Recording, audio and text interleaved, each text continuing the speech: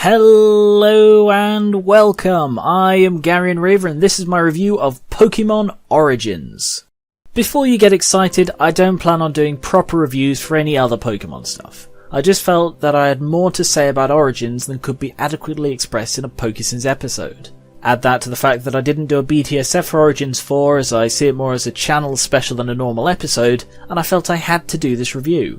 To just set the baseline, not everything I said in Pokésins Origins is genuine critique. A lot of things in those are simply jokes, as the series is, first and foremost, about comedy. I'm unlikely to, but if I contradict anything I said in those, then it doesn't make them any less valid. That said, a lot of the rantier bits are raising actual issues. Anyway, onto the review. It may or may not surprise you that I really don't care for Origins. On rewatching it yesterday, I saw all the things that annoyed me the first time, like the weird voice actor choices, the insistence on being like the games then deviating from the games, and the stupid time skips. I'll talk more about them in a bit. I think this may go smoother if I talk about the things I liked first. The animation is undeniably beautiful, from the environments to the detailed character design to the special effects for the attacks. It all blew me away as I primarily work with episodes from the late 90s. Add to that the constant references to the games and the parts of the plot they do get right, and I see why I was so wooed by part 1. Unfortunately, that's pretty much all the nice stuff I can really say. The one thing for which I really respect it is also the thing that damns it the most. It was a marketing ploy. It was an early snippet of Mega Evolution wrapped up in a nostalgic trip designed to bring together the old Gen 1 lovers and the later Gen series fans and get them all hyped for X and Y. In that regard, for me, it failed. I'd already encountered Mega Evolution in Alpha Sapphire by the time I saw it, so I can say for sure that it did not do it justice. In the game it's built up to and feels real, deep and meaningful. In this it's a last-ditch attempt to be stronger. And considering that fully half of the miniseries is devoted to the Mega Evolution plotline, that is appalling. Fully half, you ask? Yeah. It's the sole reason that Part 2 set in Lavender Town, when it could be set somewhere, anywhere more interesting. It's so Fuji could give Red the Megastones. Aside from Oak or maybe Bill, there's no one else in Gen 1 who could have done it, so we got a whole episode devoted to what is essentially a pit stop in the games, just to lay the groundwork for Part 4.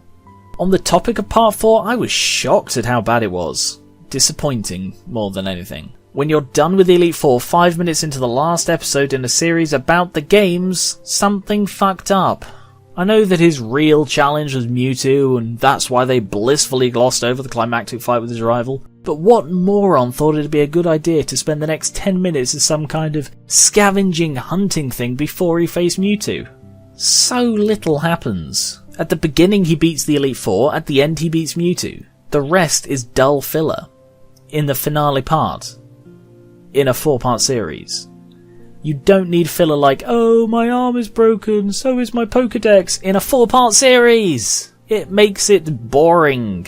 If they wanted to be true to the games, they should have just cast Blue as this obnoxious dick and just left it at that. The half-hearted characterization just falls flat.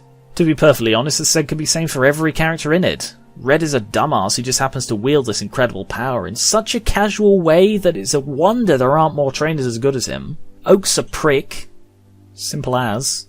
Giovanni disbands his entire criminal organisation to impress a child, and Rainer is basically Madoka in everything but ability and hair colour.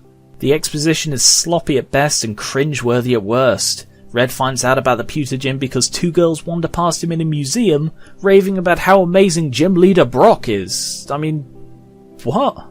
Just listen to this. He quickly demolished a Pokémon trainer who was trying to defeat all the gyms. Gym? Wow, I heard that new challengers come to Brock's gym almost every single day.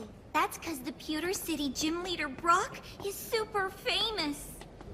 Considering just how much they skip and cut, how is it that what they chose to focus on is so clumsy and dull? I know why they did the time skips, is to condense what could be a long game into a brief miniseries promoting their old brand while hyping the new. A longer series wouldn't have done that and would have been seen more as a reboot than a special. They chose what they thought to be the most important highlights of the original games, the first gym and the last, and crowbarred in a Mega Evolution plot so flabby that they sacrificed essentially half the runtime to do it. Honestly, they could never satisfy the fans with what they set out to do. It's simply too short a series to do justice to Gen 1, and they chopped and changed on top of that. They decided to go all out on the Mega Evolution idea. Well, I say all out. They decided to devote time to the Mega Evolution idea, and I do respect that. I said in Origins 4, I don't mind that they included Mega Evolution, because they were trying to bring the nostalgia forward and modernise it.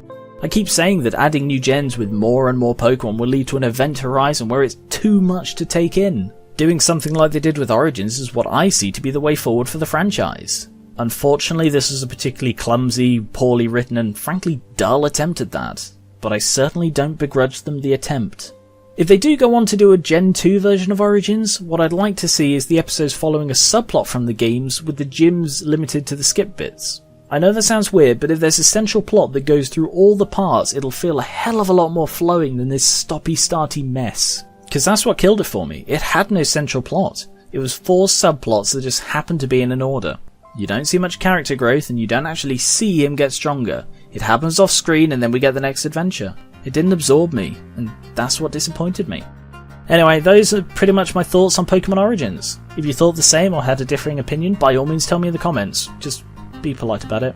If you missed any of the Pokesins Origins episode, they can all be found conveniently in the Pokesins Specials playlist, linked at the end.